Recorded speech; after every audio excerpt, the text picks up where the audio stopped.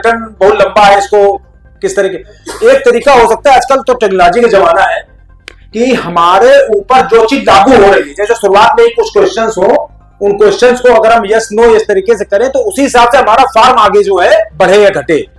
तो ये चीज सुझाव हो सकता है। जैसे आरओसी में हमें लगता है कि कुछ चीजों में है कि जैसे मान लीजिए आपने भरा कि 3 डायरेक्टर्स की आपको डिटेल भरनी है, तो 3 ही डायरेक्टर्स की भी डिटेल खुलेगी। अगर आपको 1 डायरेक्टर की डिटेल भरनी है तो 1 डायरेक्टर की डिटेल खुलेगी। इस तरीके से फॉर्म को फ्लेक्सिबल होना चाहिए कि जो जो आपके रिक्वायरमेंट है उसके हिसाब से फॉर्म आगे बढ़े, कि पता लगा उसको भरना केवल एक फिगर है और रिटर्न उसको पूरा ITR 7 भरना, तो अपने आप में मतलब इतनी बड़ी चीज है कि आप सोच भी नहीं सकते हैं कि 50 पन्ने का रिटर्न है, आप कहां कौन कौन से फिगर भरने आपको पता ही नहीं है। हर साल आप भरेंगे, हर साल गलती करेंगे, और इस बात का रिकॉर्ड है कि कोई भी ITR 7 आपका शायद ही कभी ऐसा हो जो सही ढंग से भर के आवे, उसमें डिमांड निकलनी ही है।